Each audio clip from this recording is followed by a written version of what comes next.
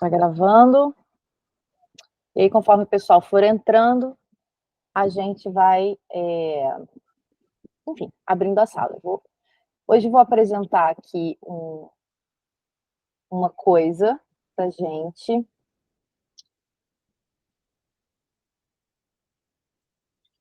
Né? Tá. Vou tirar a minha tela. E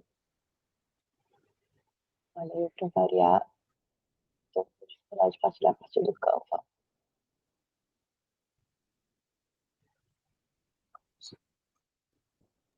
Conseguem ver?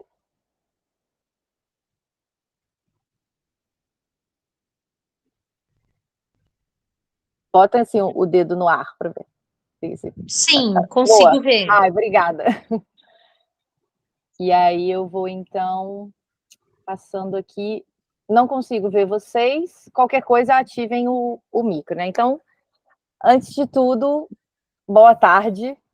Boa tarde para a gente que está aqui no Brasil. Boa tarde, quase noite, para quem está mais para leste do mundo. Sejam todas bem-vindas a esse encontro. O que dizem as mulheres, né? Eu e a Marta, a gente idealizou essa caminhada, a gente pode chamar assim, essa caminhada,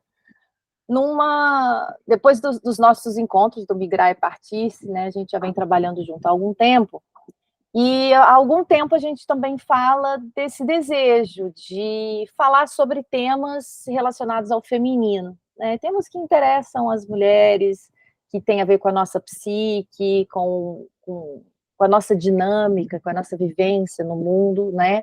O olhar feminino sobre temas que são, afinal, da humanidade, mas que têm peculiaridades, né? Tem especificidades no feminino. Então, entre eles, a gente tem amor, erotismo, maternidade, trabalho, a rivalidade feminina, violência, solidão, loucura, envelhecimento e outros temas que podem ir surgindo, né, ao longo desse percurso. E da onde que surgiu, né? Da onde que começou? Eu e a Marta somos analistas, né? E o Freud fez essa pergunta, né? O que querem as mulheres?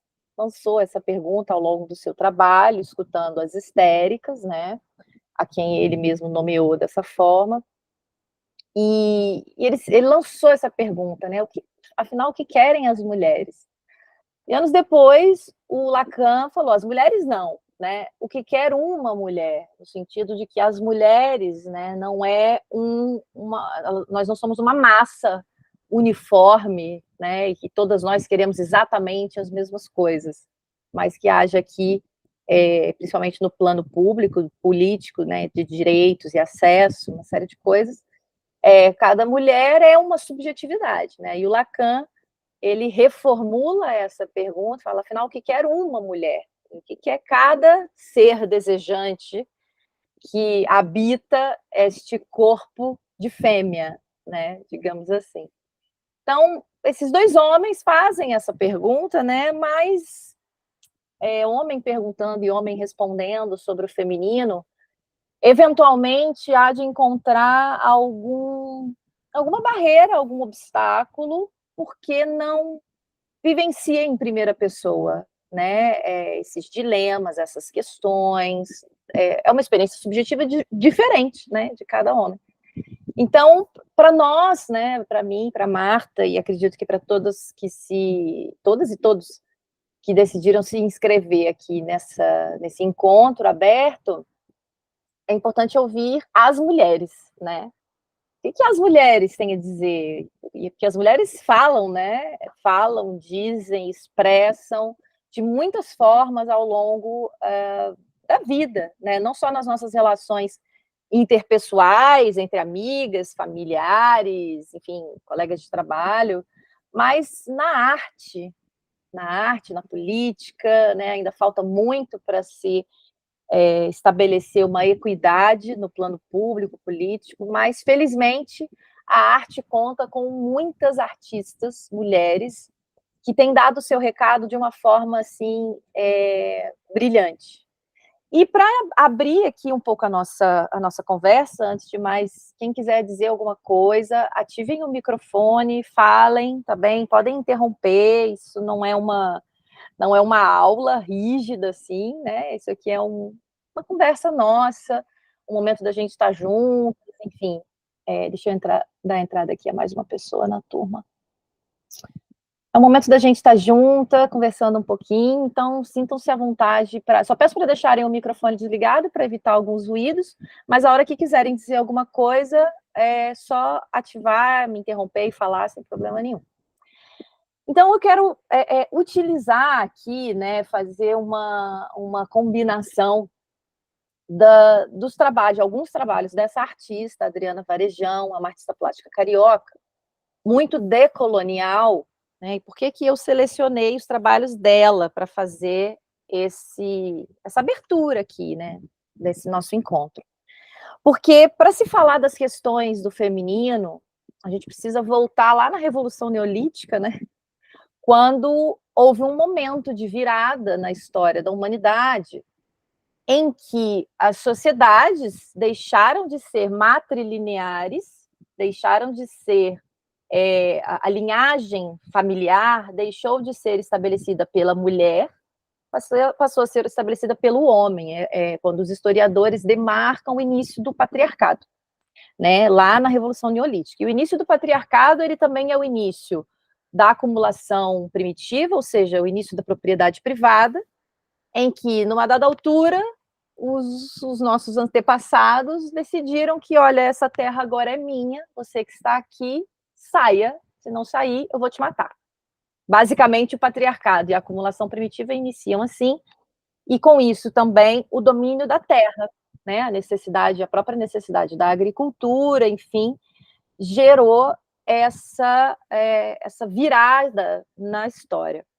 Com isso, com o domínio da terra, e o feminino, a mulher, sempre foi muito associado à terra, pela produção da vida, esse feminino foi dominado junto com a terra, né? Então, o que antes existia um culto ao feminino, as deusas lunares, a fertilidade da terra e da mulher como parte, né, de uma coisa só, partes de uma coisa só, de uma natureza maior, estabeleceu-se, então, nessa altura da Revolução Neolítica, o culto ao sol, digamos assim, que durante um grande período ainda ficou ali como o casal sagrado, vamos dizer assim, mas com o tempo e com o recrudescimento do patriarcado e desse modo de sistema de acumulação dos recursos da natureza, né, foi cada vez mais se diluindo o culto às divindades femininas, né? E aí depois com o advento do cristianismo e das religiões monoteístas de um modo geral, né? O cristianismo, o judaísmo e o islamismo nem se fala, né? Houve toda uma supressão ou diminuição a quase totalidade do olhar para o feminino, né? E com isso a gente tem é como se o feminino tivesse sido o primeiro grande ser colonizado. E a obra da Adriana Varejão, enquanto artista muito decolonial, ela faz um recorte histórico, né? O olhar dela é principalmente para a colonização brasileira, portuguesa sobre o Brasil, no caso, né? Mas o que era o Brasil com a chegada dos europeus, né? E se tornou uma colônia. E aí eu queria usar aqui essa obra dela como metáfora da importância de grupos como esse, de escuta, fala e acolhimento e partilha das questões do feminino como espaços decoloniais, né? Embora o Brasil não seja mais uma colônia de Portugal e muitas outras colônias já tenham alcançado a sua independência, há indícios na realidade concreta de que a mulher, o corpo feminino, o gênero feminino, enfim, tudo isso que está em volta da mulheridade ainda não está propriamente emancipado, digamos assim, né? A sombra de todo esse processo histórico continua pesando. Então, espaços como esse, onde a gente pode pensar sobre isso, trocar, e a partir de uma linguagem poética, né, uma linguagem artística, que tem muito a ver com o feminino, são espaços, antes de tudo, decoloniais, gosto de pensar dessa maneira, né, para que a nossa mulheridade possa ser cada vez mais descolonizada e que cada vez mais nós, mulheres, possamos construir em rede, né, que é também um modo de funcionamento muito mais feminino, enquanto o masculino é um funcionamento hierárquico, vertical, o funcionamento feminino tende mais para esse funcionamento em rede, né, em amplitude, construir esse tecido de autonomia e de independência, né? Independência que dialoga com uma interdependência, né? Um entendimento e uma pertença maior a este mundo onde habitamos, né? A mulher sempre foi associada à terra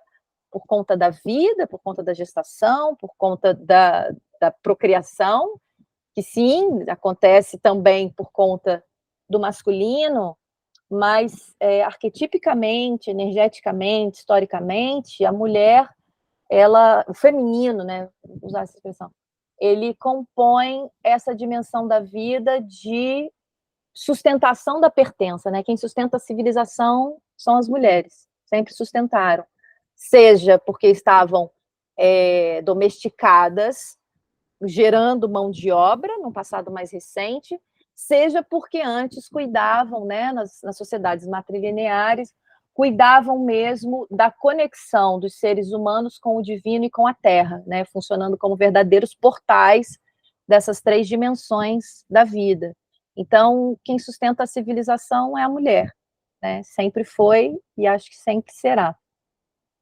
Então, eu quero usar aqui o trabalho, só para fazer essa pequena introdução, da Adriana Varejão, como um olhar artístico para a descolonização. Aqui, já nessa primeira obra, ela usa elementos de um azulejo português e ela traz como se nas bordas, né, tivesse em carne viva. A colonização, a domesticação dos corpos, ela só funciona pela violência, porque um corpo desejante, ele não se deixa subjugar, ele não se deixa domesticar, né? Então, a domesticação, ela só funciona na ponta da espada, ela só acontece assim. Hoje em dia, até se fala, né, que essa autoridade domesticadora, ela está tão internalizada, né, essa disciplina está tão internalizada que muitas vezes a gente se pune mentalmente porque não produziu, e aí muda-se o formato da domesticação ao longo da história, mas ela está ali, né, ela continua presente. Então, está sempre em carne viva, né? Ainda que a gente não esteja com o nosso corpo físico cortado, eu e Marta trabalhamos com saúde mental, e acho que todo mundo que está aqui tem algum tipo de experiência ou interesse por esse tema, e sabemos que as pessoas não estão nada bem, as mulheres nem se fala, né? Burnout materno, exaustão de mulheres que conciliam carreira, família e uma série de coisas. Ah, Renata, os homens sofrem também, sofrem, seres humanos, todos castrados no seu desejo, sofrem. A questão é que, e acho que isso aqui é um ponto base para se traçar nessa conversa, é que o patriarcado atravessa o sofrimento feminino de uma outra maneira do que o sofrimento masculino, o sofrimento dos homens, né? Há aqui uma camada coletiva de opressão que agudiza o sofrimento de uma mulher, né? Enquanto que o sofrimento de um homem pode ser pungente, atroz, motivo de profunda angústia, mas ele não está atrelado tão intimamente a uma estrutura patriarcal, porque os homens estão mais ou menos do lado do poder, vamos dizer assim, dentro dessa estrutura. Há questões ao recorte de classe, de raça, de sexualidade, tudo isso vai fazer diferença, mas o nosso foco aqui, né, sobretudo por ser o Dia Internacional da Mulher e pelo objetivo desse grupo, é a gente ter esse olhar do que acontece na vida da mulher, né? O que diz uma mulher sobre as suas próprias questões. Então, esse colonialismo, ele vem e rasga a carne, né? Ele corta na carne e deixa essas marcas, né? Deixa em carne viva. Depois tem aqui também o estudo do filho bastardo, né? Foi a primeiro foi uma prévia dessa obra dela, que a gente tem claramente aqui esse corte no meio, mais uma vez, essa carne viva, essa ferida aberta, e você tem homens brancos violentando mulheres indígenas e mulheres pretas, né? Isso era o prato do dia, né? É interessante que essa coisa oval parece um prato mesmo, né? O prato do dia é essa ferida aberta com esses homens brancos, né, de sua origem cristã, e aí aqui falo do cristianismo enquanto movimento político, né, estrutura política atrelada à igreja, não do cristianismo no seu sentido místico, espiritual, talvez, né, esses homens violentando esses corpos femininos, essas mulheres. E aqui digamos assim, o desdobramento dessa obra, a mesma ferida aberta no meio, também como um olho, né, como se nós mulheres fôssemos praticamente obrigadas a enxergar, a viver essa realidade a partir desse olho que sangra, né? Gente, eu não sou curadora de arte não, tá? Pelo amor de Deus. Então, estou aqui fazendo uma leitura muito livre, conversando com vocês, trazendo também o meu afeto diante dessas obras, tá bem? Então, se vocês tiverem uma outra leitura, quiserem, por favor, falar qualquer coisa, não hesitem, tá? É um prazer também ouvir o que vocês tiverem a dizer, porque é o que dizem as mulheres. Então, aqui tem esse desdobramento, né? Esses homens brancos, mais uma vez, violentando, subjugando. E aqui ainda tem o filhinho, né? Uma criança negra aqui, desse lado direito da obra. E aqui tem uma criança indígena na frente desse homem aqui no meio. E a história do filho bastardo, né? História social do Brasil, está muito marcada por isso, né? Está muito marcada por isso que foi chamado de criança ilegítima, né? Como se alguma criança pudesse ser ilegítima, alguma vida pudesse ser ilegítima, né? Mas porque estava fora dos ditames matrimoniais, monogâmicos, patriarcais, coloniais, enfim, toda essa estrutura de poder que quer dominar os corpos, dominar a terra, explorar e expropriar. Aqui, extirpação do mal por incisura. Também me chamou muita atenção essa obra. Temos ali um corpo que parece feminino também, mas algo animalizado. Tem um pedaço de foice, qualquer coisa associada ao diabo, né? Que também está sempre muito associado à mulher, né? E essa carne viva que sai justamente das partes genitais dessa mulher, enfim, toda essa carnificina em volta do feminino, né? Sempre com essa ideia de que o mal habita o feminino. Então, todas essas coisas estão no inconsciente coletivo, já passamos por algumas mudanças, sim, mas tudo isso está no inconsciente coletivo e fica latejando, né? Mandando uma mensagem inconsciente que nós, mulheres, e os homens também captam, né? E isso vai produzindo efeitos de formas diferentes. E aqui, essa obra também, essa foi a que mais me marcou, chama-se Musas, e são pedaços de mulheres, né, com essa carne em volta, também nesse azulejo, que tem toda a cara de azulejo português também, né, essas musas, eu olhei assim, essa imagem e falei, nossa, parece um açougue, né, um talho, olha assim, logo de cara, parece um talho, né? Aquelas carnes penduradas. Isso tudo é muito simbólico de como o corpo feminino é visto, né? O que é como é tratado, como é objetificado, como se fosse algo que serve só para matar e comer, não é? E aí a Andréa Varajão ela faz é uma crítica, né? Como toda arte, ela produz esse afeto e ela tem uma função crítica, né, da realidade, né, de apontar essa carnificina que ainda hoje é muito física, mas também muito simbólica, né? Há toda uma carnificina simbólica com relação às questões do feminino. E por último, eu quis fazer aqui acho que essa obra também me chamou muita atenção, porque me fez pensar no mito de Perséfone. Essa obra se chama Mestiça, a gente tem aqui a imagem de uma mulher né, com traços indígenas, mas tem aqui a romã, a fruta romã enquanto fruto do conhecimento e do poder. Perséfone, depois de ser raptada por Hades, né, o deus do submundo, da sombra, daquilo que está oculto, da potencialidade que foi rejeitada e que fica na sombra, sendo projetada de formas destrutivas, muitas vezes, né? Perséfone é raptada para esse submundo, e lá, ela, ao comer a romã, ela se torna a rainha desse submundo, e na mitologia, na psicologia analítica junguiana, isso significa que ela, então, se apropria de toda essa violência e de toda essa sombra e governa a própria vida.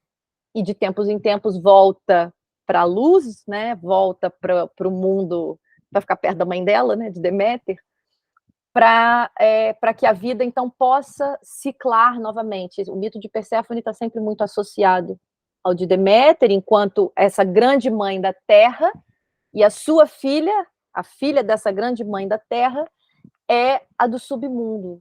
Então, o feminino, pela ligação com o inconsciente, né? Quem aqui trabalha na área psi sabe que a clínica tem muito mais mulher do que homem, né? Justamente por essas questões patriarcais, aos homens, rapazes, enfim, muitas vezes é muito mais difícil adentrar esse universo do inconsciente, porque estão mesmo condicionados, e tem o sofrimento associado a isso, condicionados a uma mentalidade linear, racionalista, hierárquica, vertical, produtiva, enquanto a mulher acabou por ter essa abertura, eu diria, uma abertura um pouco maior para lidar com a sombra, né? O Jung falava que o homem só acessa o próprio inconsciente se a ânima dele, o lado feminino, tiver projetado numa mulher real, ou seja, numa esposa, numa mãe, numa irmã, numa amiga muito próxima, numa terapeuta, né? E assim um homem, gênero masculino, consegue se aprofundar, né? Fazer esse mergulho que para nós mulheres tende a ser um pouco mais, não queria usar a palavra natural, mas é algo mais ou menos assim, pensando na psique feminina, no arquétipo feminino, isso já é do arquétipo, né? Essa possibilidade de lidar com a sombra. E o mito retrata muito isso. Então você tem esse feminino luminoso de Deméter e tem o feminino sombrio em Perséfone, que ao comer a romã, e aí pensando aqui numa questão decolonial, hoje a gente tem um movimento dos povos indígenas sobreviventes, né, da violência colonial, que estão fazendo esse resgate, né, que estão digerindo toda essa sombra coletiva que foi produzida pela violência colonial, pela violência patriarcal, etc. E você tem uma movimentação, uma mobilização indígena belíssima, né, de resgate, de revitalização e de retomada da terra, né? Assim como outros movimentos sociais e também o próprio movimento negro vem ganhando cada vez mais força, né? Felizmente. Então, aqui a romã como símbolo, e pensando aqui para nós mulheres, símbolo da nossa capacidade desenvolvida a duras penas, mas da nossa capacidade de comer esse fruto que nos dá uma espécie de governança interior da nossa própria sombra. E pegando essa sombra, isso tudo que foi reprimido, que foi jogado lá para os porões do inconsciente, para que isso venha, então, de vez em quando, para a gente se juntar à nossa mãe Deméter e trazer isso que está na sombra para um aspecto luminoso do mundo lá fora, né? Também não ficar aqui sempre nesse mundo interno, sempre imersa no inconsciente, mas também trazer isso para o mundo lá fora e gerar mobilização criativa, desejante, né? Como um trabalho da alma. Então, quis usar aqui um pouco o trabalho da Andréa Varajão para falar do trabalho da mulher. O trabalho da mulher... Adriana, né? Ai, Adriana, eu cismei que é a Andréia, desculpa. O trabalho da mulher, ele está muito além, a capacidade produtiva de uma mulher, ela está muito além da produtividade do mercado. né? É um trabalho, e pelo menos das mulheres que eu acompanho na clínica e de amigas em conversa, a alma feminina, ela precisa se expressar. A alma do ser humano precisa se expressar. Mas quando uma mulher consegue, através do seu trabalho, né, que está no mercado, digamos assim, ela consegue transmitir a sua arte e a sua alma, ela tem a tal da performance, da alta performance, que se fala tanto, se brada aos quatro ventos, uma conversa insuportável de alta performance, uns papos assim, atravessado de alta performance. A gente vai observar isso, tanto clinicamente como socialmente, uma mulher que chega a resultados, vamos dizer assim, interessantes no cenário do mercado, e quando a gente fala de resultados interessantes, a gente fala de dinheiro na mão, autonomia, independência, porque essa conversa toda passa pelo dinheiro, né? O sistema que a gente vive é capitalista, a gente tem que lidar com ele, até que a revolução chegue e a gente se aproprie dos modos de produção. Mas até lá a gente tem que, de alguma forma, jogar esse jogo. E o que a gente observa na clínica é que quando uma mulher chega neste patamar através da expressão da sua arte, da expressão da sua alma, ela pode levar mais tempo, ela pode não ter um crescimento tão astronômico, masculino, vertical, ela pode levar até um pouco mais de tempo, às vezes, mas a qualidade de vida com a qual ela chega a esse patamar é completamente diferente de uma série de mulheres que estão em burnout, porque esse funcionamento patriarcal, produtivo, primeiro que ele dá cabo da saúde de qualquer ser humano, né? E no caso feminino, né, pelo feminino ter essa expressão do inconsciente, da alma mais à flor da pele, eu diria. Então, quando uma mulher consegue juntar no seu ganha-pão ali, no seu fazer dinheiro, a expressão da sua alma, a expressão da sua verdade, os resultados práticos que essa mulher tem na vida tendem a ser bem interessantes, né? Em termos econômicos, em termos de realização pessoal, profissional, enfim. E eu quis trazer esse tema do trabalho, que é um dos temas que a gente vai tendo durante os nossos encontros, quis trazer esse tema do trabalho, fazendo essa ponte. O trabalho feminino enquanto um trabalho da alma, e com isso eu não quero dizer nada religioso ou místico, embora também possa ser, né? Há esse nicho no mercado, mas esse trabalho em que uma mulher pode sentir que manifesta a sua criatividade, e que pela sua criatividade ela diz ao mundo quem é. O Jung tem uma frase muito boa, né? O mundo vai te perguntar quem você é. Se você não souber responder, o mundo é que vai dizer por você quem você é, né? Isso é um trabalho para a vida. Permanentemente estamos a descobrir quem nós somos e expressando essa nossa verdade naquilo que a gente faz, seja nas nossas relações, seja criando os filhos, seja produzindo, criando o nosso trabalho, né? Eu gosto de usar a palavra producente, em vez de produtivo, que, né, já está foi muito apropriada por essa lógica do mercado. Trabalhar com essa ideia de produção producente, né? É como o Deus de Spinoza mesmo, ele é constantemente producente, como o inconsciente, como o desejo, é sempre producente. E é producente porque vem de um lugar de expressão genuína da própria alma, expressão genuína do próprio desejo. Então, essa aqui um apanhado sobre o tema do trabalho para a mulher. E agora eu passo a palavra para a Marta, minha companheira de trabalho.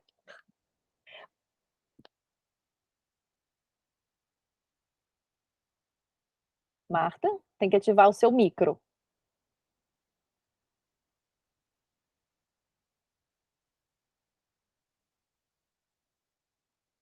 A Marta, acho que ela está com probleminha ali e já deve voltar. Vou parar aqui de apresentação. Alguém quer falar alguma coisa, quer fazer algum comentário? Olha, a Marta voltou. E ativa o microfone.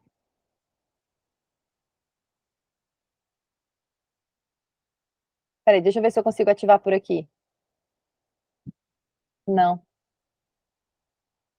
Uai. Eu sei que você está falando, mas não te ouvimos. Engraçado.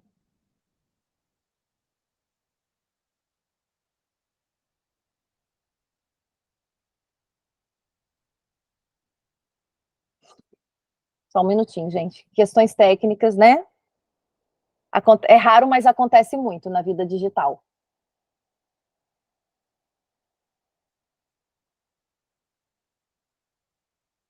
Mana, Renata, queria só dizer que estou a adorar.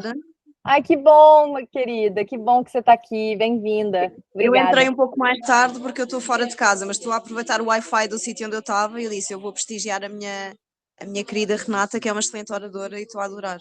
Oh, querida, obrida, bem-vinda, obrigada por estar aqui. Beijo e feliz dia da mulher a todas. Para ti também.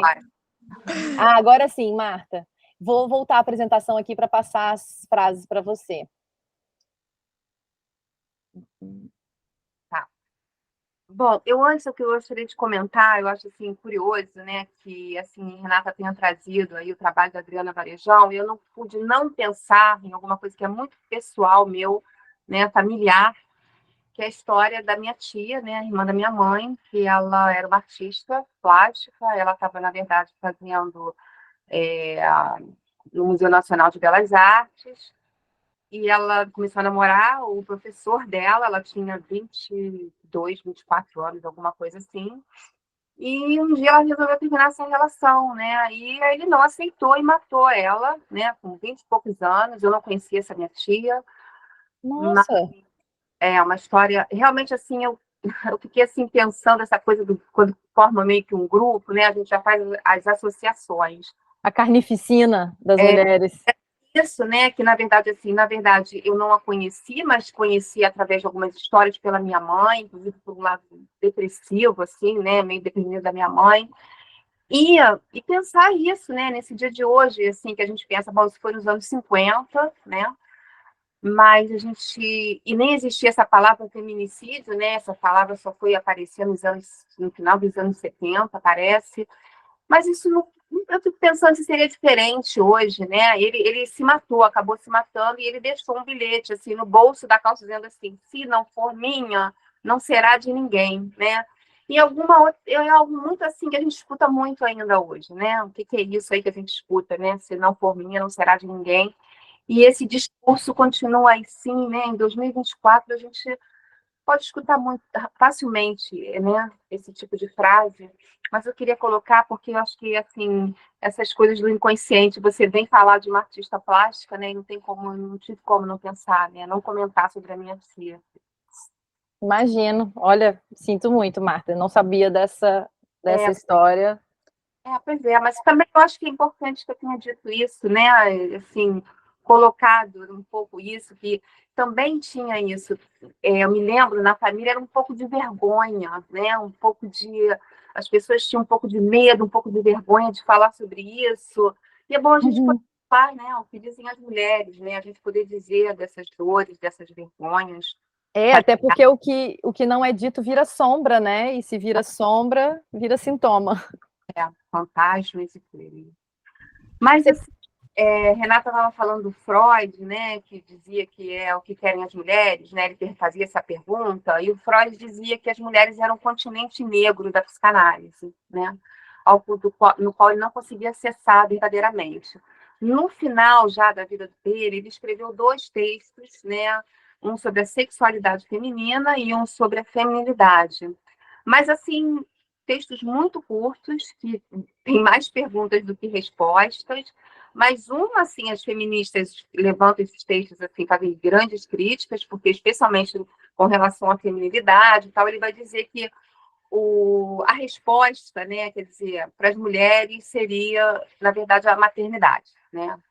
As mulheres se realizariam na maternidade, né? Isso realmente, né, ao longo as feministas assim super criticaram e, enfim, eu só queria colocar isso e que, na verdade, o Lacan, né, ele dizia a mulher não existe, com A maiúsculo, né? Então, as mulheres, como assim? As feministas também, que isso, Lacan está dizendo que a mulher não existe e tal, mas ele falava a mulher. Essa a mulher geral, assim, não existe, não existe. Existe uma a uma, singularmente, a gente precisa tomar as mulheres de forma muito singular. O homem já seria um conjunto, né? Mas as mulheres seriam alguma coisa que você... Alguma coisa é ótimo, né? Seria alguém que você precisa tomar uma a uma. Então, a mulher não existe, essa frase que o Lacan, assim, bombástica, não é que a mulher não existe, né? No sentido, não, só os homens existem. Mas nesse sentido de conjunto, né? E a gente vai pensar isso, né, ao longo de todas essas temáticas, que singularidade é essa que a gente gostaria de poder tomar em cada situação, né, a Renata trouxe uma artista plástica, artista visual. Eu vou colocar aqui agora, né, daqui a pouco a gente vai colocar aqui uma música, né, que foi um poema da Flor Bela Espanca, que foi uma poetisa do século XIX, e ela morreu com 30 e poucos anos, na verdade ela se matou, e ela, na verdade, é uma cantora, né, que eu vou colocar aqui daqui a pouquinho, mas que é importante porque ela fala do amor como um amor, alguma coisa de completude, né? Uhum. E é essa ilusão que se tem, especialmente as mulheres, do amor como aquilo que precisa a cara metade, né? A outra metade que precisa complementar. Porque se não tiver isso, então... A mulher está incompleta. O segundo sexo não se completa sem o primeiro. E as consequências de tudo isso que a gente vê hoje, né? Hoje sempre, na verdade, mas que assim, a gente vai falar sobre a devastação amorosa, né? Que é uma coisa muito feminina, que é consequência desse amor que não é completude, nunca será, né? Então, não forma dois, o dois não forma um, dois são dois, né? Um casal não é uma apenas, são duas pessoas, né? Com todos os seus conflitos, com todas as suas diferenças, mas isso é muito difícil nos discursos. A gente vem do romantismo, obviamente, né? Mas para a mulher é mais do que apenas uma coisa cultural do romantismo, tem alguma coisa do nível que a gente chama na psicanálise da devastação amorosa, que esse é um outro tema que a gente vai tocar quando for falar sobre o amor, né? Ô, Marta, a hora que você quiser que eu ponha as frases, eu parei o compartilhamento aqui para a gente poder se ver. A hora que você quiser que eu ponha aquelas frases, citações, você me fala. Na verdade, eu gostaria que colocasse agora a música, pode ser? Claro, claro que sim. Deixa eu já pôr lá na tela Pode. a música, que assim fica... É um pouquinho, né? Deixa eu partilhar aqui para já... eu vou passar a tela e já logo vai começar. Olha, preparem quem tiver de fone de ouvido que já vai começar uma música.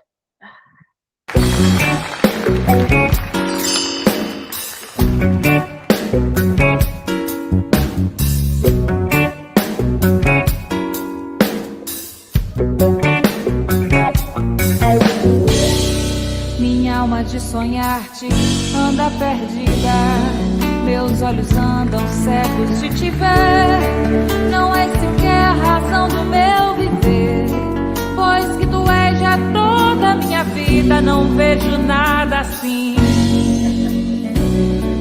Passo no mundo meu amor a ler um misterioso livro do teu ser, a mesma história tantas vezes lida. Tudo no mundo é frágil, tudo passa. Quando me dizes isso, toda a graça de uma boca divina fala em mim, e olhos postos em ti, tipo de rastro, podem voar mundos, mover astros, que tu és como Deus, princípio e fim. Podem voar mundos, mover astros, que tu és como Deus, princípio e fim.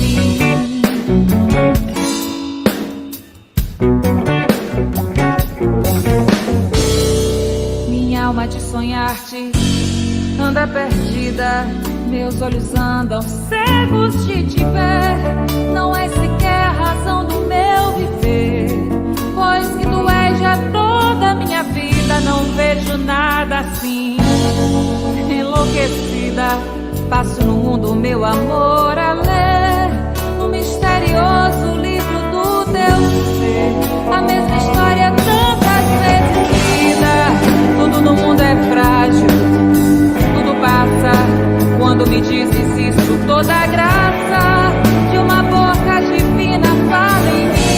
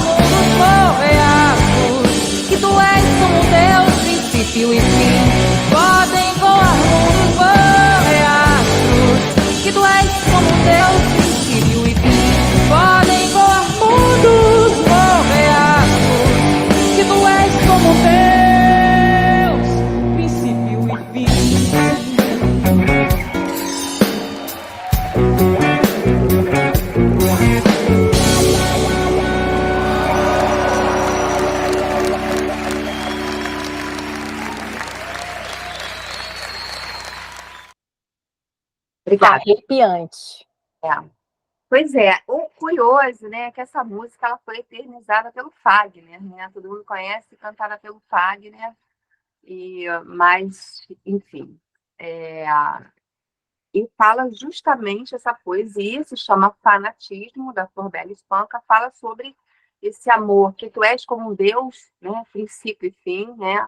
Minha alma de sonhar anda perdida, né? Então, assim, tem alguma coisa desse amor, completude, desse amor que é tudo, o outro é absolutamente tudo. E aí, o que acontece quando há um rompimento, né? Esse tipo de amor rompeu, é devastação amorosa, é catástrofe. O Freud chegou a falar rapidamente num desse texto, ele chama isso de catástrofe, né? Essa situação aí de ruína, de catástrofe, de devastação, que uma mulher pode chegar depois de um rompimento de uma relação, quando aí o outro é tudo, né?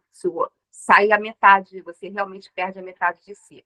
E isso é um ponto muito importante que a gente vai falar, né, na questão amorosa, e também trazer, né, uma escritora, ela é uma filósofa argentina jovem, ela tem 30 e poucos anos, é a Tamara Tenenbaum, que ela virou até série, ela escreveu O Fim do Amor, é O Fim do Amor, não tem em português ainda esse livro, Transar, enfim, no século XXI, Amar e Transar no século XXI. E ela fala uma coisa que ela é muito interessante, ela fala assim, o casal não é o centro de tudo. Não me agrada a ideia de que uma mulher sem um companheiro e sem filho tem que se sentir condenada à infelicidade. Então, a gente vai trazer também, né, algumas... Porque, assim, não é... a ideia não é ter um monte de texto para ler, a gente vai trazer algumas frases, comentar algumas coisas que a gente acha interessante, que a gente possa, né, abrir debate. Tem ai, meu Deus, como é o nome dessa... Peraí, só um minutinho.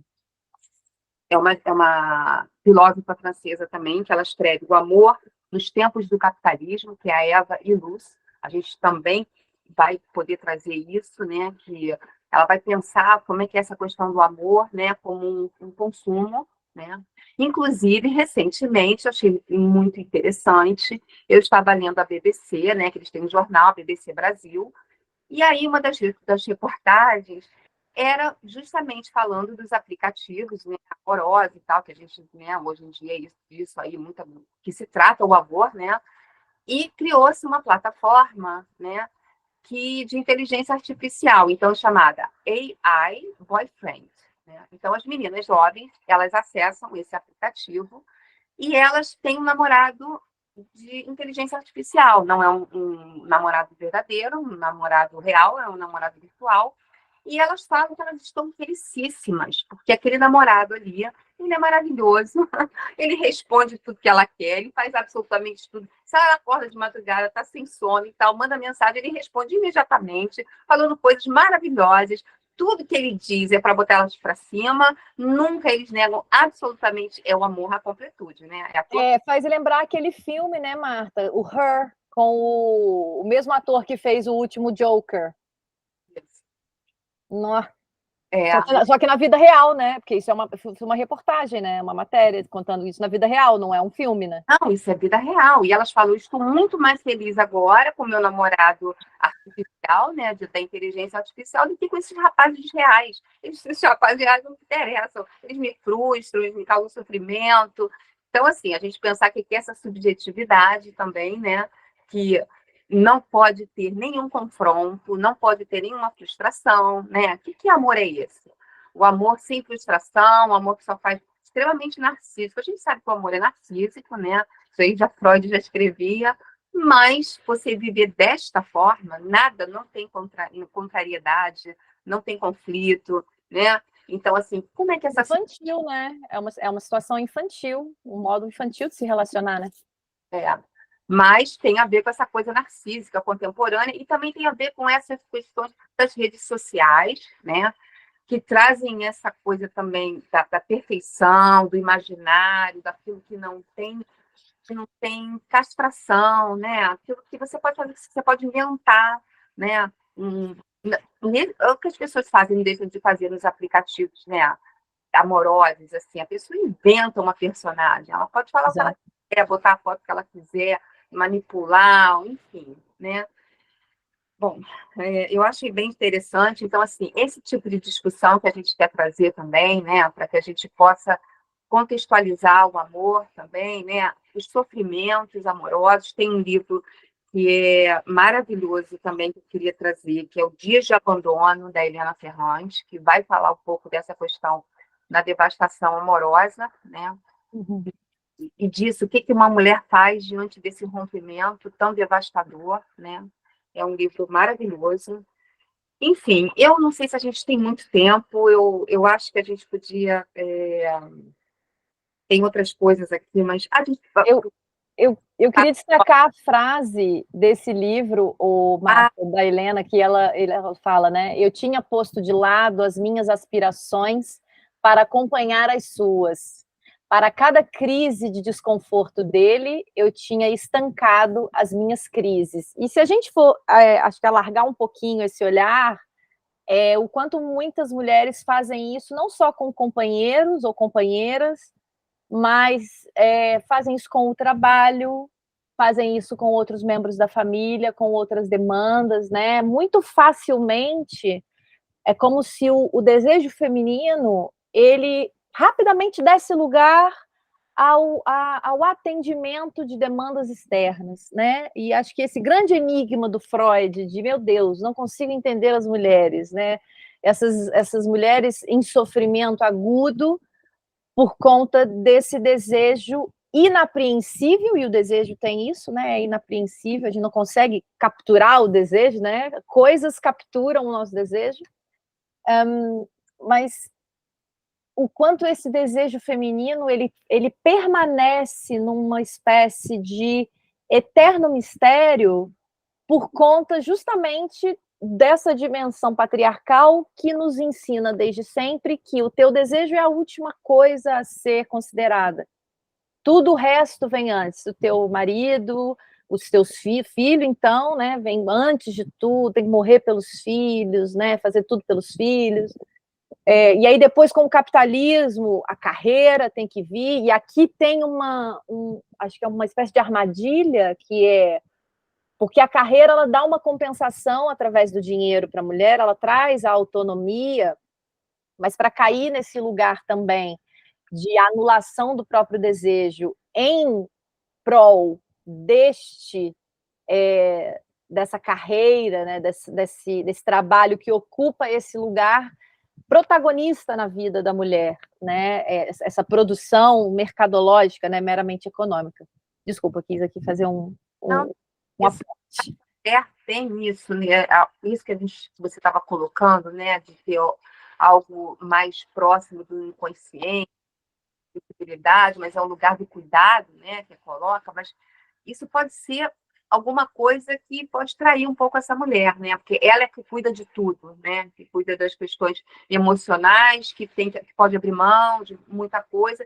E hoje também ainda tem que estar ali, tem que dividir as contas, né? Tem que fazer tudo isso, ainda tem que dividir as contas. Então, assim, é muita sobrecarga, né? E que tô aí, né? A gente está na clínica, né, Renata? A gente está escutando isso muito o tempo inteiro, as mulheres, assim, exaustas, né? No nível emocional, burnout, que também tem elas mesmas se cobram muito, né? No sentido das carreiras, enfim, divididas com relação à maternidade. A gente tem muitas coisas para pensar, né?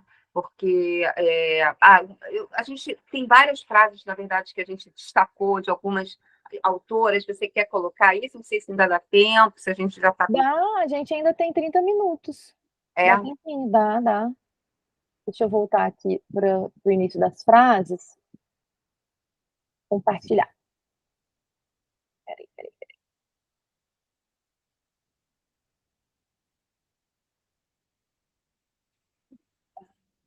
Prontinho. Acho que já está aí na tela. Aí, conforme você quiser que eu vá passando para a frase seguinte, você me diz. Essa é da Rachel Cusk.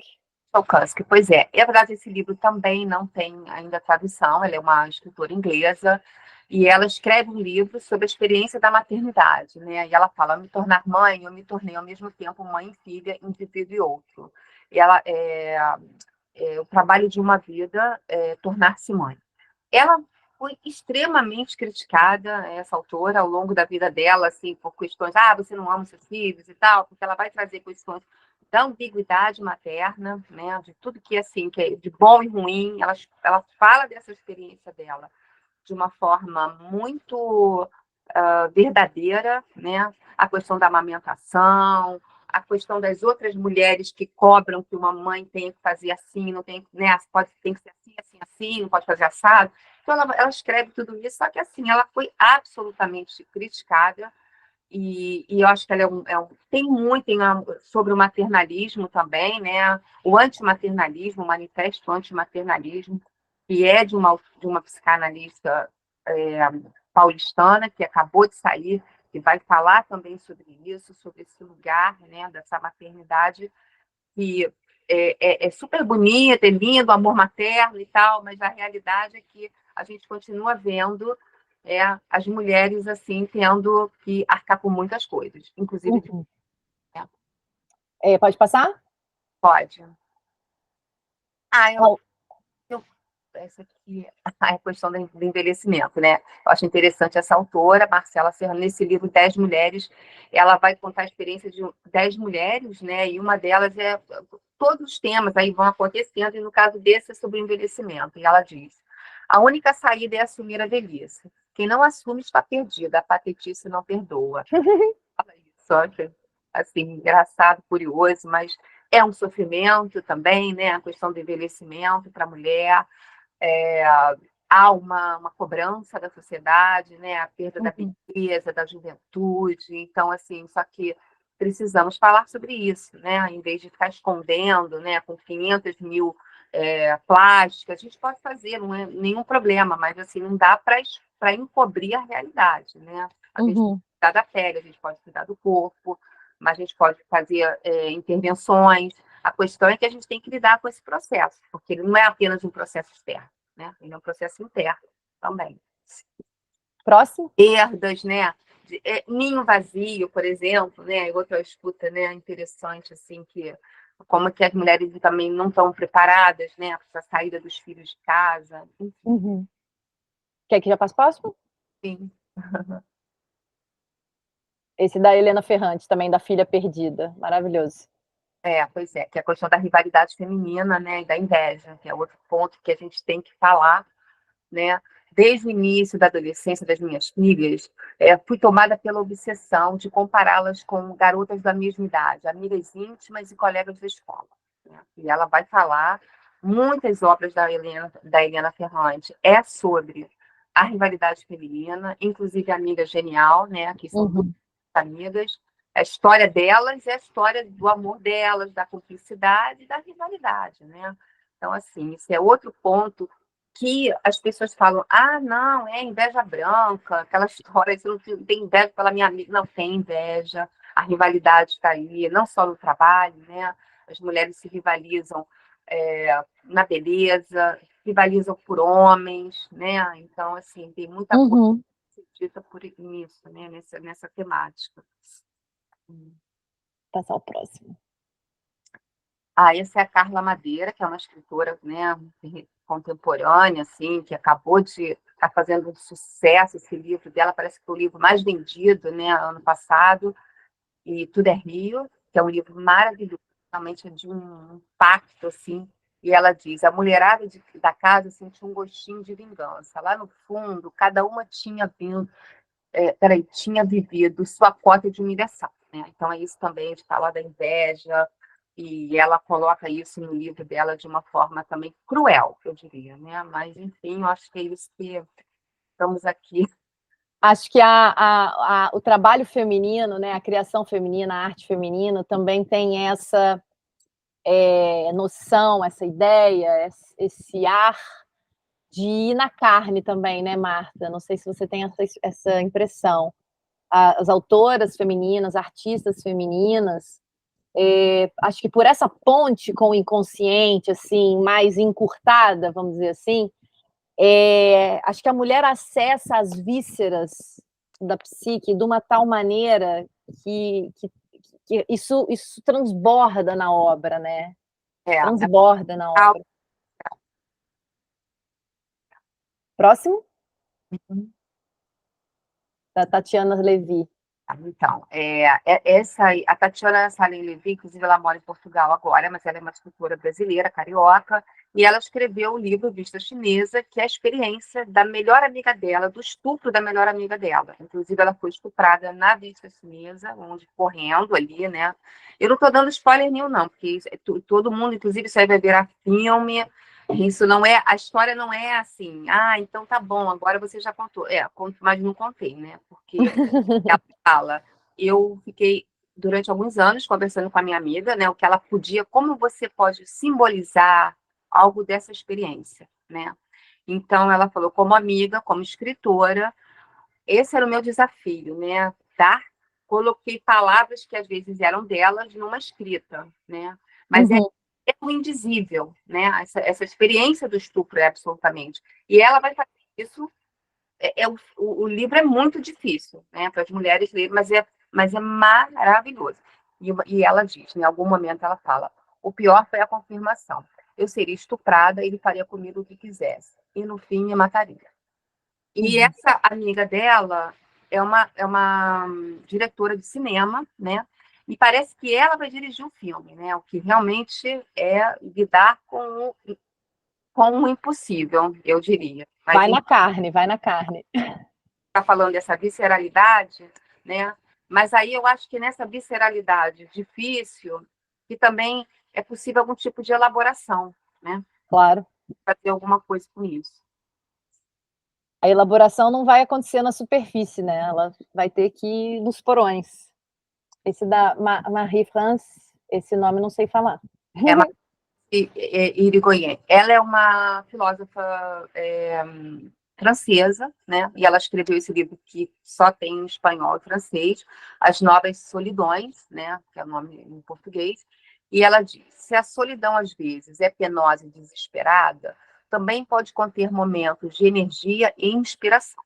Ela vai falar do movimento, né? Fala que a solidão, na verdade, né? Todo mundo nasce sozinho e morre sozinho, mas existe alguma coisa da solidão contemporânea, muito própria do nosso momento, né, de formas de subjetivação, que é o nosso momento contemporâneo. Então, esse livro realmente é muito bacana. Não, bom, é um livro de filosofia, mas não é assim, ela traz também fatos, ela também é psicanalista e ela traz alguns casos. Essa é uma poeta argentina, Alejandra Pizarnik, e ela vai falar, explicar com palavras deste mundo que partiu de mim um barco levando. Ela consegue escrever, né, na poesia dela e ela falar sobre a melancolia, né? Inclusive ela acabou se matando, ela tem uma vida trágica, mas ela tem um trabalho maravilhoso. E ela, né, tentar, né, explicar com palavras deste mundo, né? Partiu de mim um barco levando, quer dizer, alguma coisa que sai de dentro dela e leva ela, né? Então, ela está falando sobre a melancolia. Então, como você pode, né, simbolizar algo da melancolia, enfim. A gente está trazendo coisas muito duras aqui, né? Eu sei que não é só isso, a gente também vai trazer coisas de alegria, como é possível um amor também ser feliz, né? Como a maternidade também pode ser momentos de felicidade. Agora, a gente não vai achar que a gente pode falar disso sem falar que tem um outro lado também, né? Sem sofrimentos, sem falar do que a gente não consegue, às vezes, simbolizar, né? Não pode dar nome, como essa experiência, por exemplo, do estupro, que é quase indizível, né? Mas que a gente tenta, com palavras, com falas, com dizeres, circunscrever alguma coisa, né, do trauma, do sofrimento, porque eu acho que aí a gente vai ter outras, doença, morte, loucura, a gente tem várias temáticas que a gente, né, está aqui propondo. Enfim, é isso. Eu acho que tem mais. Tem da Joan de Dion, que ela. Tem mais. Tá bom. A Joan Didion vai falar sobre a morte, né, do filho, né, sobre da filha, né? Ela é uma escritora, morreu recentemente, ela foi uma jornalista, escritora americana, e ela escreve maravilhosamente bem. Esse livro é muito conhecido dela, O Ano do Pensamento Mágico, que ela é como se, diante da morte, ela simplesmente ela tivesse, assim, durante um tempo, num pensamento mágico, né? No sentido de negação, de não conseguir ver exatamente a perda do marido, que também acontece. Não é literatura, ela conta da experiência dela, do luto, das perdas. E ela fala: até aquele momento tinha me permitido apenas sofrer, não ficar de luto. O sofrimento é passivo. O luto, o ato de lidar com o sofrimento, exige atenção. E é quando ela vai justamente tentar fazer esse trabalho de elaboração. Isso aqui para a próxima. Também da Helena Ferrante, que a gente falou ainda há pouco, né? Do amor, das aspirações. E essa aqui da Anais Nin, Ser Mulher e Outros Ensaios. Ela foi uma escritora, né? Que, assim, muito à frente do tempo dela. Ela escreveu obras que foram proibidas na época, consideradas pornográficas, na verdade eram extremamente eróticas, né? E aí ela tem um livro que se chama Ser Mulher e Outros Ensaios, é um livro de ensaios, em que ela diz: a verdadeira liberação do erotismo está em aceitar o fato de que ele tem milhões de facetas, já 1 milhão de formas de erotismo.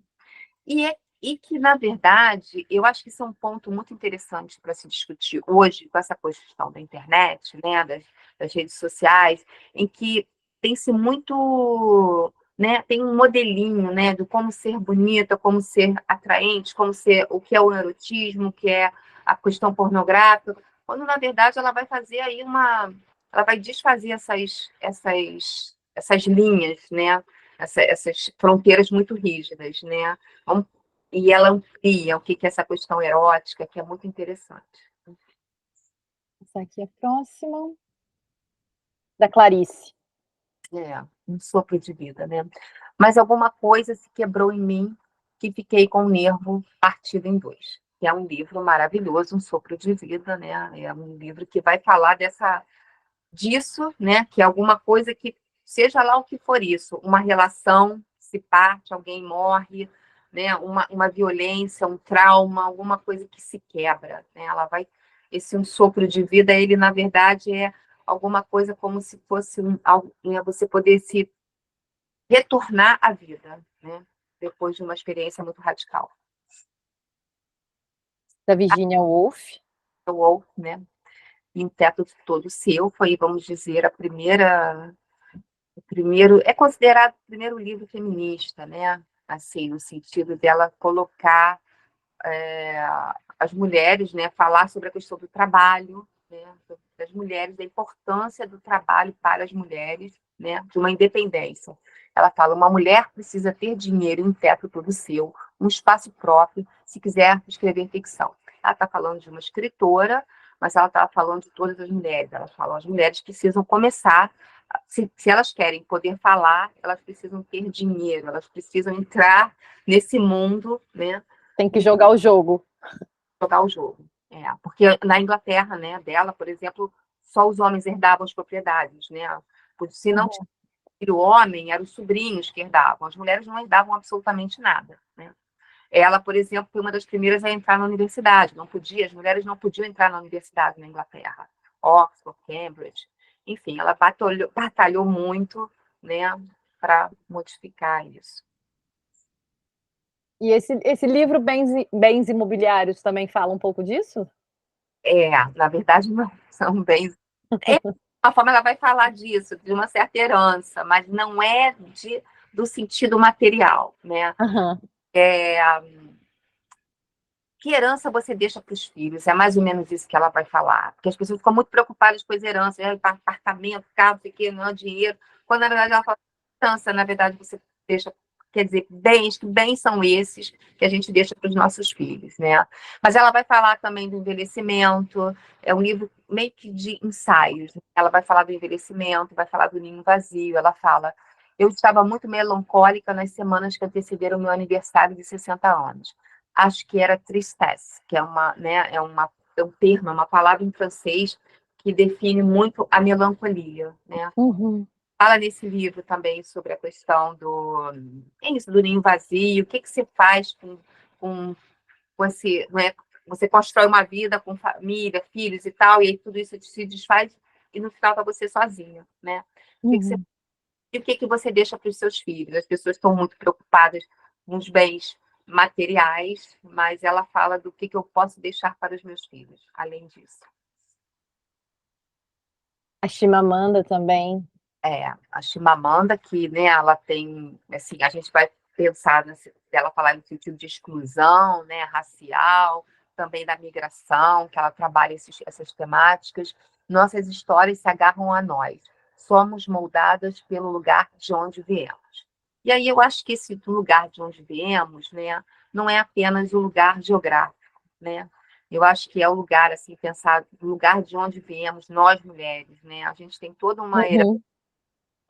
que a gente carrega. Pode muita coisa ter mudado, mas muita coisa ainda não mudou, né? Mesmo. E essa história fala, né, tão alto. E aqui é, antes já de entrar na música, né, da Flor Bela, não é sequer a razão do meu viver, pois que tu és já toda a minha vida. Você Essa dá, música me pegou muito. Essa música me pegou muito. dá ao outro esse lugar, né? A consequência, claro, vai ser uma devastação na hora que esse outro sair, né? Que você deixou Uhum. o outro demais, você deixou o outro tomar o lugar da sua vida, né? Bom, é isso. Completamente. Vou interromper aqui a partilha para dar uma palavrinha aqui com vocês. A gente quis trazer esse apanhado, né? É uma curadoria, de certa forma. E quando eu e a Marta, a gente estava conversando sobre fazer um grupo de mulheres, a gente primeiro pensou em clube do livro, né? Alguma coisa assim. Mas a gente sabe que Clube do Livro acaba por exigir, tem uma demanda de leitura, né? Para que a experiência seja interessante, teria que haver muita leitura, né? Ou pelo menos a leitura do livro que tivesse sido proposto para o período. Então, como lá no nosso Migrar é Partir-se, a gente tem tido uma experiência, acabou que a coisa evoluiu organicamente para uma coisa que já existe, né, que é a grupo análise, que é essa possibilidade da grupalidade, né, quando a gente se reúne com outras pessoas e tem ali um tema direcionador, né, um tema inspirador da reflexão, o próprio grupo começa a associar livremente, né, dentro ali mais ou menos daquele tema, e acaba que isso vai trazendo uma elaboração diferente de um processo terapêutico individual, por exemplo, né? A grupo análise, ela proporciona um espelhamento de experiências, né? Uma identificação com outras pessoas que estejam ou tenham tido experiências semelhantes, né? Dentro daquele tema. A aventura humana acaba por ser muito semelhante para todos nós. Então, esses encontros, esses grupos onde haja escuta, fala, a partilha, acolhimento, eles tendem a gente tem vivenciado isso com uma outra temática, e agora, nesse nosso desejo aqui de criar um campo nas temáticas do feminino, para que seja esse espaço de acolhida. Ainda brinquei com a Marta, falei assim, que é diferente do Muro das Lamentações, né? Há uma questão, um espaço para se queixar, para reclamar, né? Muitas vezes é preciso ventilar um pouco as nossas angústias, mas sempre pela própria psicanálise, pela própria psicologia junguiana, sempre essa reclamação poder se converter numa mobilização criativa perante a vida, né? A gente poder assumir um lugar producente diante daquilo que nos angustia, que nos aflige, né? Uma vez que seja possível nomear e elaborar as nossas questões, a partir disso cria-se um novo movimento na vida, né? Senão a gente está presa naquele curto-circuito da queixa. E aí vou partilhar aqui mais uma vez com vocês o meu ecrim, e a gente pensou nisso, né? O que dizem as mulheres, que seja um grupo assim, com nosotras, com temas femininos sobre os quais sempre se perguntaram, né? O que querem as mulheres, os homens estão sempre se perguntando, né? O que nós queremos, mas que ao longo da história pouco nos ouviram, né? Pouco nos foi dado, e o que foi dado foi à custa de muita luta, né? E não falo isso de um lugar vitimista ou de um lugar derrotista, né? É um lugar de olhar concretamente para a história, olhar também por um viés subvertido de quantas e quantas mulheres, mesmo não estando na plataforma do poder, estiveram nos bastidores articulando grandes golpes, grandes guerras, grandes estratégias, né? Tem também alguns ícones na história própria, a independência do Brasil, Dona Maria Leopoldina, né, que articulou tudo, a mulher era um aço.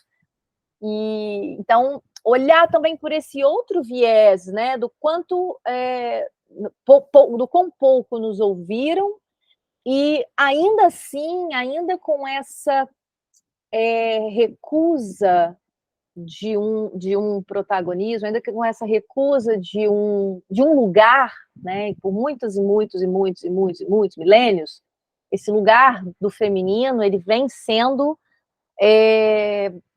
modificado, cooptado, né? Então, que esse grupo, né, a proposta do que dizem as mulheres é que as mulheres digam, né, escutem o que já foi dito por outras através dessas obras, né, da arte, da literatura, da filosofia, mas também falem, né? Acho que nós mulheres temos essa possibilidade bonita de falar dos assuntos que interessam a nossa alma entre a gente, né? Quem nunca aqui tomou uma taça de vinho com uma amiga e foi lá no fundo dessas questões, né? Se confrontou ali com os seus dilemas, e depois de uma conversa dessa, onde houve escuta, acolhimento, saiu dali também se mobilizando na vida de alguma forma, né? Então, a proposta da Grupo Análise é algo nesse sentido.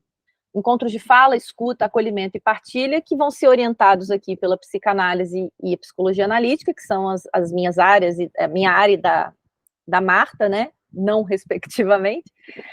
E isso enriquecido ali nessa mistura com a literatura, com a mitologia, com as artes, com a filosofia, trazendo assim algum elemento que a gente pode dizer expositivo, mas que o foco seja a troca de experiência, a palavra que circula de uma tal maneira que o que eu falo conecta com o afeto da Marta, que conecta com o afeto da Daiane, que conecta com o afeto da Janaína, e assim essa palavra circula, esse afeto também circula, e a gente se enriquece, né? Acho que ganha mais repertório também psíquico para os nossos enfrentamentos na vida. Eu e a Marta vamos ser as facilitadoras, a Marta é psicanalista, eu sou psicoterapeuta junguiana, e a proposta dos encontros semanais, né? Esse aqui é o nosso encontro aberto, depois um por semana, cada sexta-feira, os temas estão separadinhos, né? Trabalho, amor, erotismo, maternidade, rivalidade feminina e inveja, violência, solidão, envelhecimento, loucura, exclusão, doença e morte. Finalizaríamos ali dia 9 de agosto. Para quem está no hemisfério norte, vai dar tempo de curtir o verão, né, e de férias. Para quem está aqui no hemisfério sul, pega aí período letivo e comercial, ano comercial sem férias, totalizando, então, um período de 5 meses e 22 sessões, né, desse nosso percurso, né, desse nosso projeto. Sempre esse mesmo horário, sexta-feira, às 2 horas de Brasília, uma duração de 1h30. O investimento que a gente propõe, né, é de R$250 por mês. Os preços estão todos em reais e em euro. A gente vai trabalhar com a conversão pura e simples no dia do pagamento. Tem um desconto para quem queira fazer à vista no Pix, também ficando em 2.000. E quem quiser parcelar em até 12 vezes pelo Simpla, fica em 2.200. Quem precisar fazer pagamentos internacionais, tem o PayPal, o Revolut, o MBWay, pelo câmbio do dia do pagamento. Então, o que a gente tinha para oferecer e para propor aqui para vocês, nessa 1h30 de conversa, que vocês possam ter levado aqui desse encontro uma inspiração, acho que é isso, né? Acho que assim como a análise individual, as situações de grupo análise promovem essa inspiração, né, de ganhar um novo olhar, uma nova perspectiva sobre as coisas, que mobilize a gente na vida, né, e que não fique ali no plano teórico, pura e simplesmente, mas que possa nos mobilizar para viver a vida que a gente deseja, né. E se a Marta quer falar mais alguma coisa, ou se alguém quer falar mais alguma coisa. Não, eu só queria comentar que, assim, na verdade, a gente propõe algumas leituras, mas não necessariamente a pessoa precisa ler. A gente tem, né, alguns pequenos trechos que a gente, no caso, assim, coloca no dia do encontro, né, para a gente estar pensando em colocar uma frase, um parágrafo para ser discutido, mas quem tem interesse, eu gostaria de ler o texto todo, gostaria de, né, a gente vai ter, no caso, essa bibliografia, mas isso não é um curso, né?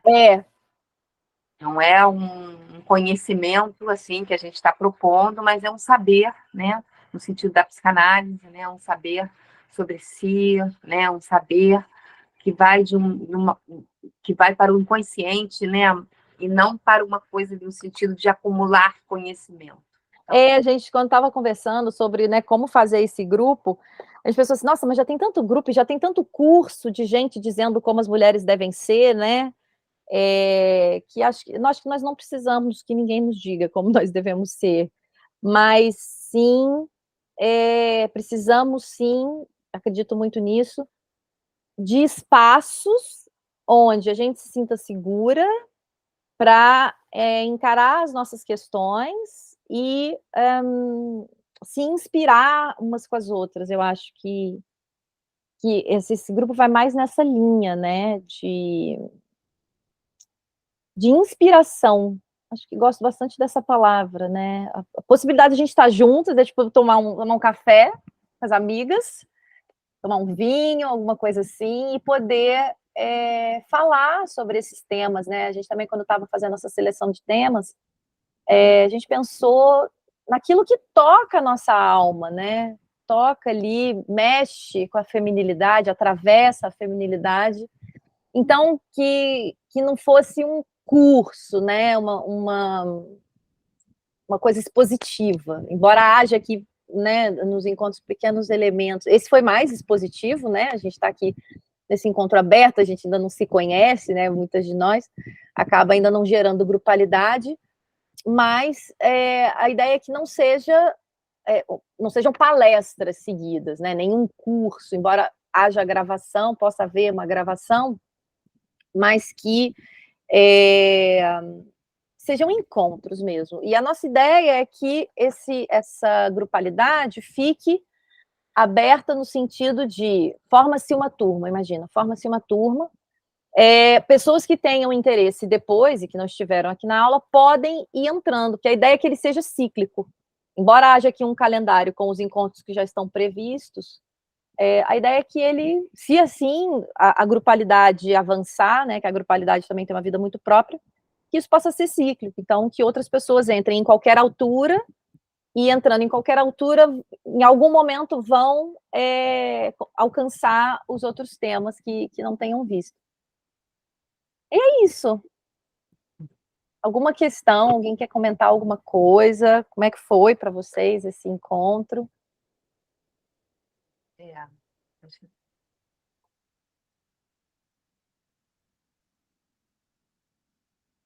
São todas reflexivas. E o tempo também, a gente, né? Já estamos aqui no fim. Mas a gente vai colocar lá, a Renata vai colocar, na verdade, tudo que a gente expôs aqui, né, Renata, como E se vocês têm interesse, tiverem qualquer dúvida, quiser mandar mensagem off para gente, enfim. Sim, deem notícias, eu vou pôr lá o material. Quero agradecer pela presença de todas, por terem aqui aproveitado esse bocadinho com a gente. A Letícia quer falar. Não, eu queria dizer que eu gostei bastante dos temas, né? Achei bem interessante. E eu queria saber se é toda sexta e se é um grupo terapêutico, de certa forma. Sim. Podemos olhar dessa forma. Mas então, mas é um grupo aberto, assim, porque pode chegar outras mulheres, então. Uhum, uhum. Isso é uma coisa que a gente estava pensando isso. Eu acho que pode ser que em algum momento, se a pessoa, se o grupo está muito coeso, né? Eu acho que isso depende, essa questão da grupalidade está muito coeso. Às vezes, não, entrar um novo elemento pode ser que tenha algum tipo de interferência. A gente até falou sobre isso, né, Renata? Uhum. Aí a gente realmente pensa, não, acho que isso aí não é legal entrar um novo elemento agora, porque às vezes as pessoas já estão com tanta intimidade, já, né, já se foi colocado tanta coisa ali, mas é nesse sentido terapêutico, sim, porque a gente vai trazer questões, né, que a gente vai poder pensar, trazer, olha, escritora, filósofa, psicanalista falou isso e tal, mas a partir daí a gente vai poder cruzar aí as associações, as questões de cada uma. Uhum.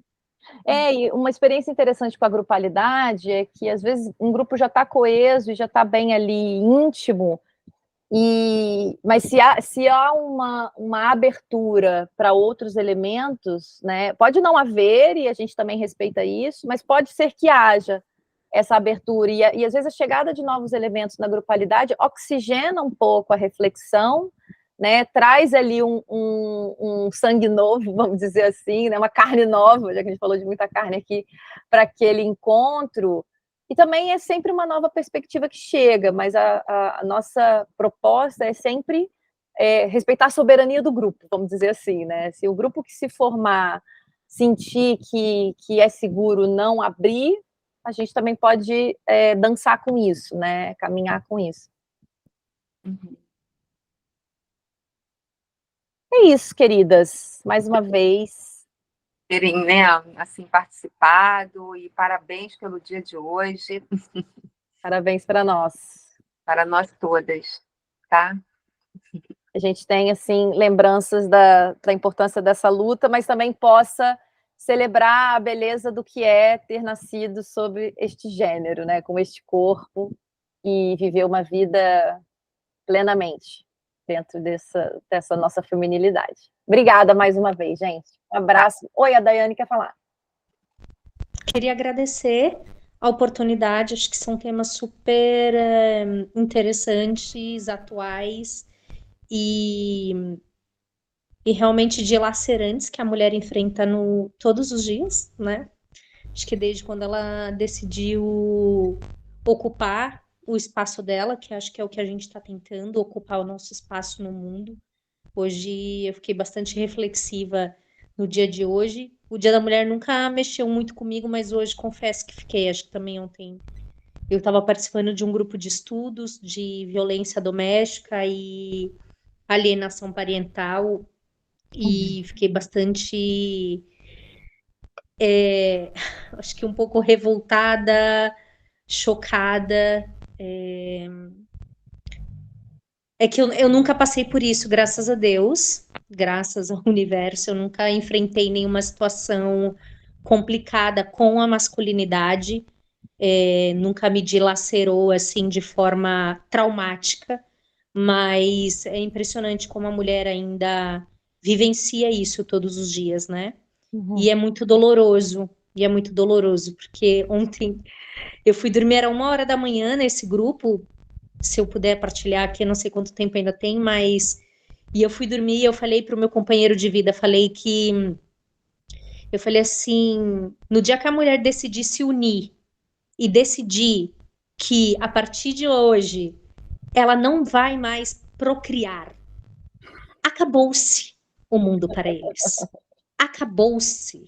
Eu fiquei tão revoltada diante de tantas coisas que eu ouvi, que eu falei assim, a gente ainda não se apropriou do nosso poder. Sabe? De um dia que a gente realmente quiser falar basta, eu sei que é difícil, né? O patriarcado é algo fortíssimo, né? Que tá aí gerações e gerações, mas achei o tema importante, vou refletir bastante sobre participar e também vou passar a palavra para outras mulheres, porque eu acho que a gente precisa realmente fortalecer os nossos eus e quem vai vir depois para seguir adiante. Ai, E obrigada, feliz Dai. mulheres. Feliz dia para nós, todas maravilhosas. Obrigada. É isso, gente. Tá. Não sei se a Vilma quer falar alguma coisa, tá com uma cara de quem quer falar. Queria só dar uma palavrinha para agradecer, adorei estar aqui. Achei os temas super interessantes, né? Essa luta feminina que não acaba. Enfim, adorei participar. Estou meio fora assim da vida profissional, né? E clínica, não faço parte. Eu assisti meio de visitante, vamos dizer assim. Imagina, você Mas assistiu de mulher, de mulher, exatamente.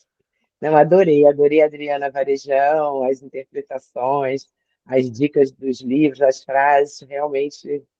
E assim, no Dia da Mulher, tudo a ver. Muito obrigada pelo convite. Obrigada, Vilma, por ter vindo. Agradeço também. E também eu ia falar que eu tenho interesse, se fosse Clube do Livro, muita leitura, admito que eu acho que eu não vou conseguir dar conta agora, que está muito correndo na minha vida. Mas um grupo assim, com menos densidade de leitura, talvez eu consiga dar conta. A nossa proposta, assim, vai ter lá, tipo, bibliografia, entendeu? Quem quiser, puder, ler um pedaço, ler um parágrafo, ler um capítulo, ou não ler, né? A nossa ideia é trazer uma micro parte expositiva em cada encontro, para que não seja, para não fique o climão, entendeu? E aí, vocês leram o livro? Não li, né? Então, a gente poder ter, e ali ter só um gatilho para conversa, né? Ter ali um tempero para conversa, mas sem essa obrigatoriedade. E quem quiser ler, quem não puder ou não quiser, também tá pacífico. Acho que o mais importante é que a gente possa trazer o nosso afeto de mulher sobre aquele tema, né? O que a gente já viveu, o que a gente gostaria de viver, o que nos foi cortado de viver, o que nos foi negado, o que nos foi incentivado, enfim. É mais nessa linha. Tá bom, então. Obrigada, pessoal. Valeu. Maravilha. Olha, Obrigada. beijo grande. Tchau, tchau. Aproveitem o dia. Tchau, tchau.